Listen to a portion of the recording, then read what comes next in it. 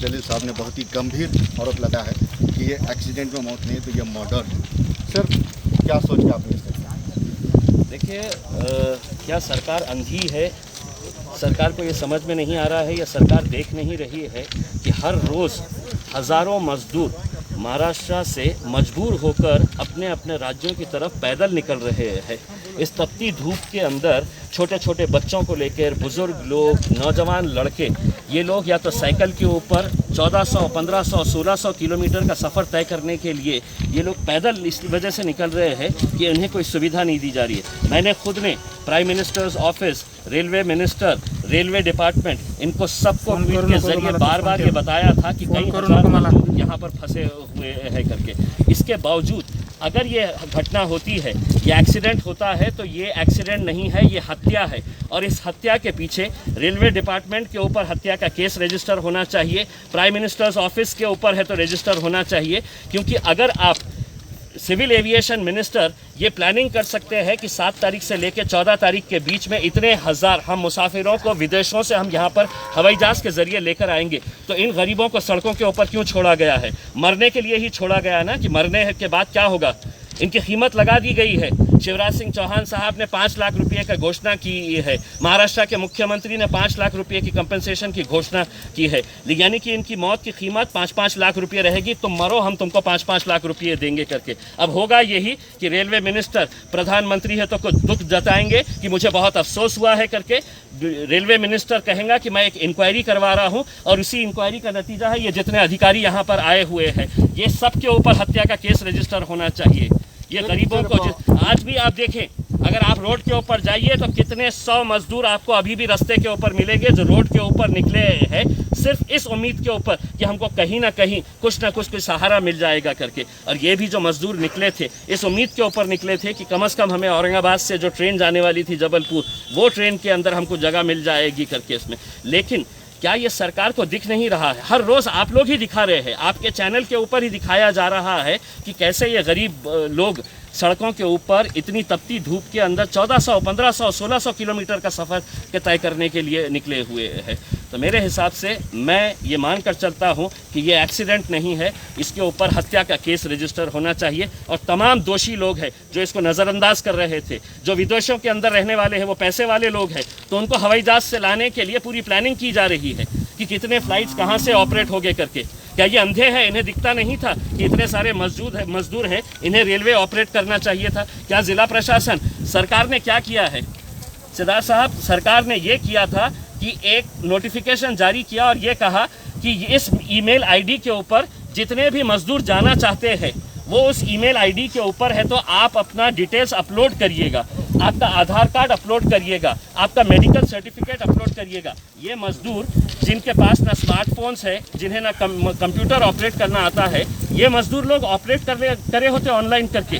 कोई डॉक्टर है तो इन्हें सर्टिफिकेट देने के लिए तैयार नहीं था। और ऐसी हालत के अंदर आप कहते हैं कि नहीं, आपको अगर ट्रेन से जाना है, आपको सफ़र करना है, तो आप जाइए ऑनलाइन के ऊपर अप्लाई करिएगा, आधार कार्ड ले लीजिएगा उसमें। कोई डॉक्टर जब करने के लिए तैयार नहीं था, और आखिरकार 3 दिनों तक आप देखे हैं कि हर जगह के ऊपर इतनी भीड़ लगी हुई है कि डॉक्टर्स का कहीं से सर्टिफिकेट मिल जाए, और कल दोपहर में जाकर सरकार चेंज कर देती है, नहीं हमको डॉक्टर का सर्टिफिकेट नहीं चाहिए। अब आप जाइए रेलवे स्टेशन के ऊपर जाइए, और आपको है तो सिर्फ डॉक्टर है तो आपका थर्मामीटर से चेक करेगा। तो ये रोज़ रोज़ के जो कानून बदले जा रहे थे, ये जानते हुए, ये अच्छी तरह से समझते थे कि ये लोग मरने वाले हैं। वायरस से नहीं मरेंगे, कोरोना वायरस से नहीं मरेंगे तो भूखमरी से मरेंगे, भूखमरी से नहीं मरेंगे तो इस तरह रेल के पटरियों के नीचे आकर मरेंगे, या सड़कों के ऊपर तपती धूप के अंदर मरेंगे। ये सब अच्छी तरह से जाहिर है कि इन लोगों के पास में मतलब इनके पास में ना फिटनेस सर्टिफिकेट था, ना ट्रैवल सर्टिफिकेट था। ये लोग रोड ब्लॉक से इसके वजह से छुपा कर इस रोड से आए। तो जिला प्रशासन भी यहाँ पर थोड़ा सा जिम्मेदार लगता है आपको? 100% जिम्मेदार है, जिला प्रशासन भी जिम्मेदार है उसमें। क्या ये सरकार की जिम्मेदारी नहीं है, प्रशासन की जिम्मेदारी नहीं है कि आप अपने कम से कम, महाराष्ट्र जो है वो हमारी संस्कृति नहीं है इस तरह से गरीबों को, इस तरह से हम लोग जो उनकी पीड़ा देखते हुए हम नज़रअंदाज करें करके। ये सरकार की जिम्मेदारी थी कि कम से कम बसेस लगाए, महाराष्ट्र के बॉर्डर तक उन्हें बसेस तक पहुँचाया जाए। आप जानते हैं अच्छी तरह से, मैंने खुद ने कितने लोगों को ऐसा देखा है कि जो बसें साइकिल के ऊपर नौजवान लड़के निकल पड़े हैं कि नहीं साहब अब हम रह नहीं सकते हैं। और किस बात के लिए? कि उनको 2 वक्त की रोटी नहीं मिल रही है। कम से कम हम अपने घर जाएंगे, अपने घर में जाकर हम अपने परिवार के बीच में अगर हम मर गए तो चलेगा, लेकिन हम हमें यहाँ नहीं रहना है। और कितने दिन हो गए हैं?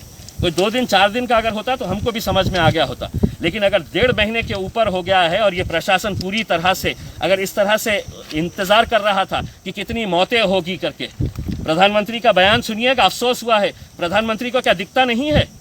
प्रधानमंत्री टीवी देखते नहीं है क्या? ट्वीट्स पढ़ते नहीं है क्या? उनको पता नहीं है कि इतने सारे मजदूर जो रोड के ऊपर निकले हुए हैं उनकी हालत क्या है करके। अभी मैं आ रहा था, एक आदमी छोटे से बच्चे को 2 साल के बच्चे को लेकर है तो कितनी दूर से निकला हुआ है, 150 किलोमीटर का सफ़र किया है। आप निकलिए, आपको खुद मिलेंगे वो लोग यहाँ पर भी। सर इसमें बात ये है कि ये लोग जो है एक स्टील कंपनी में काम करते थे जालना के, तो उस कंपनी की भी जिम्मेदारी बनती थी कि उनको खाना पानी मुहैया करना। देखिए, सरकार ने तो एक कागज़ निकाल दिया, कागज़ के टुकड़े के ऊपर लिख दिया है उसके ऊपर कि किसी की भी पगार काटनी नहीं चाहिए, किसी को नौकरी के ऊपर से निकालना नहीं चाहिए। लेकिन क्या लेबर डिपार्टमेंट ने ये चेक किया है कि इन लोगों को इनकी पगार मिल रही थी, इन लोगों को नौकरी से रखा गया है या नौकरी से निकाला गया है?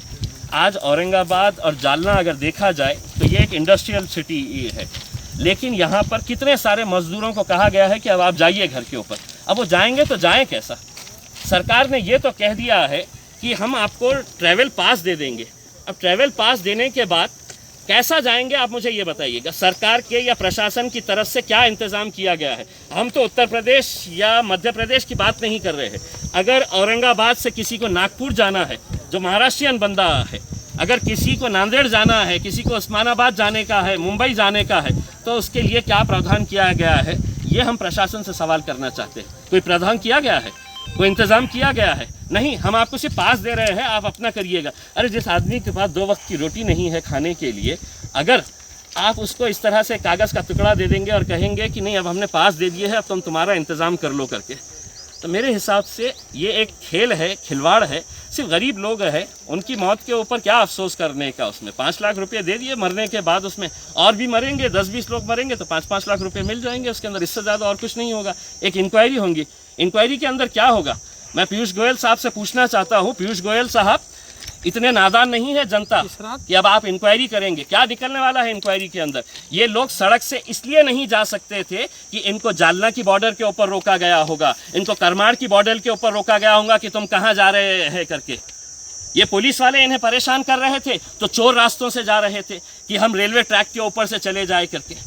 और यहाँ पर ये जो मौत का तांडव जो हुआ है, इसके लिए पूरा रेलवे डिपार्टमेंट भी उतना ही जिम्मेदार है जितना ज़िला प्रशासन है, और उतना ही प्राइम मिनिस्टर्स ऑफिस जिम्मेदार है। जो बातें तो बड़ी बड़ी करते हैं, लेकिन इस हत्या के दोषी अगर है तो ये पूरे लोग हैं।